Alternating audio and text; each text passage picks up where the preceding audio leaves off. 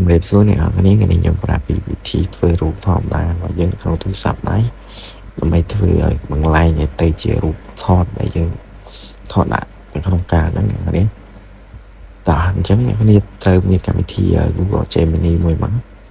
បើអ្នកទៅ download ទេអាច download បាននៅក្នុង App Store ឬ Play Store ហើយគឺយើងត្រូវមាន account ជាមួយដើម្បី log ចូលបាទដើម្បីធ្វើការបង្កើតកម្មវិធីនឹងបានអូខេពេលអ្នកគ្នាចូលកម្មវិធី Google Gemini នឹងហើយអ្នកគ្នាប្រកាសឃើញសញ្ញាបូកនៅស្វែងឡើងហើយខាងក្រោមសញ្ញាបូកហ្នឹងអ្នកគ្នាធ្វើការចុចកន្លែងនេះមកហើយយើងរើសរូបរបស់យើងវាពេញចិត្តត្រូវធ្វើត្រូវដាក់ហ្នឹងសូមជារូបអ្នកគ្នាគួរតែរើសរូបណាដែលតម្រង់មុខ 3D របស់អ្នកគ្នាពេញមកគឺយកមុខរាងវីករូបថតណារាងវីកមុខរាងវីកអីគឺវាស្អាតចឹងកន្លែងនេះគឺ from អ្នកគ្នាអាច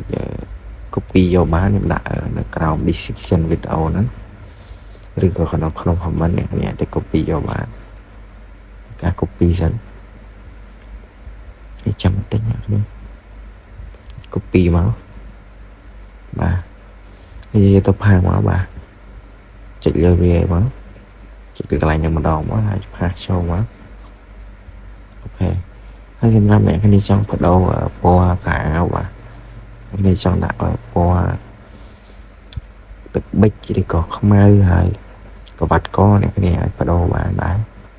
នេះចង់ដាក់ពណ៌អីក្រហមឬក៏លឿងបាទខ្មៅសអ្នកអាចបដូរតាមនោះបានហើយសម្រាប់អ្នកគ្នាអត់ចេះអង់គ្លេសទេអ្នកគ្នាអាចយក prompt ហ្នឹងទៅបកប្រែបាទឥឡូវខ្ញុំធ្វើការទៅយក prompt បកប្រែក្នុងកម្មវិធី Google បកប្រែនេះមួយនេះកម្មវិធីនេះគ្នាអាច download បាននៅក្នុងកម្មវិធី App Store ឬក៏ Play Store របស់យើងហើយសម្រាប់បកប្រែអ្នកគ្នាគួរតែដាក់អង់គ្លេសអក្សរនេះអង់គ្លេសអ្នកគ្នាគិតពីអង់គ្លេសរបស់អ្នកគ្នាដាក់នៅខាងឆ្វេងដៃមកហើយខ្មែរអ្នកគ្នាដាក់នៅស្ដាំដៃព្រោះ from របស់យើងគឺជា from អង់គ្លេសគឺថាផាសចូលមកនេះគេវា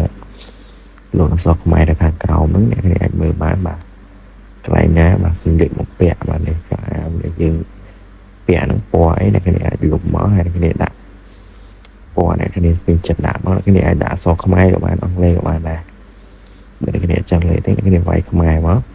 វាយខ្មែរដូចខ្ញុំចាំមកឧទាហរណ៍គ្នាមើលខ្ញុំដាក់ពណ៌ខ្មៅមួយកន្លែងអាវខ្ញុំដាក់ពណ៌ខ្មៅបាទសេអក្សរខ្មែរបានអ្នកគ្នាបាទសេអក្សរខ្មែរមកហើយសម្រាប់ក្បាត់កអ្នកគ្នាអាចបដូរបានបាទក្បាត់កខ្ញុំទៅដាក់ពណ៌ក្រហមអ្នកគ្នាបាទកន្លែងនេះវាសេអក្សរខ្មែរក៏បានដែរកន្លែងខ្ញុំសេអង់គ្លេសបាទនេះសេអក្សរខ្មែរមកក៏បានដែរចាំយើងយកទៅបកប្រែតាមក្រោយទៀតអូខេអញ្ចឹងលើ background ខាងក្រោយអ្នកគ្នាអាចរើសពណ៌បានដូចគ្នាអ្នកគ្នាអាចដាក់ពណ៌អ្វីក៏បានអ្នកគ្នាពេញចិត្តបាទមានពេញចិត្តស្រឡាញ់អ្នកគ្នាដាក់ពណ៌ហ្នឹងមក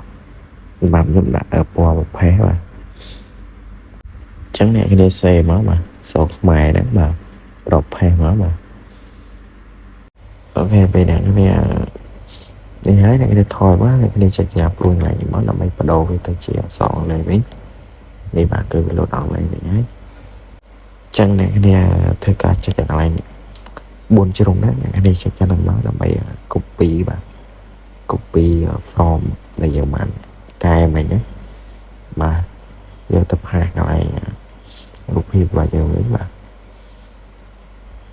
រូបយើងមកបាទ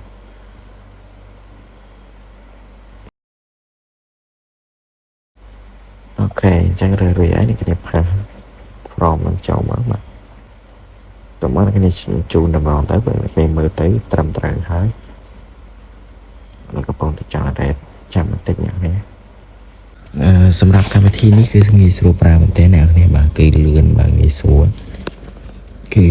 ស្រួលជាង Chat GPT ទៀតអ្នកនេះខ្ញុំមិនដឹងទេអ្នកនេះប្រើ Chat GPT នឹងអានេះខ្ញុំមិនដឹងណាស្រួលជាងទេតែបើសម្រាប់ខ្ញុំអានេះគឺស្រួលជាងហើយ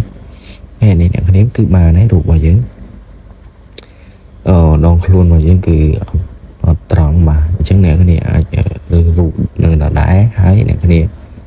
ធ្វើការសាមីក៏បានដែរដើម្បីម្ដងទីគេនឹងបដូរបាទហើយតម្រង់ខ្លួនរបស់យើងគឺរៀងត្រង់វិញតែដោយសារនេះគឺអត់ត្រង់ដូចជាយើងថតនៅក្នុងការ ទេ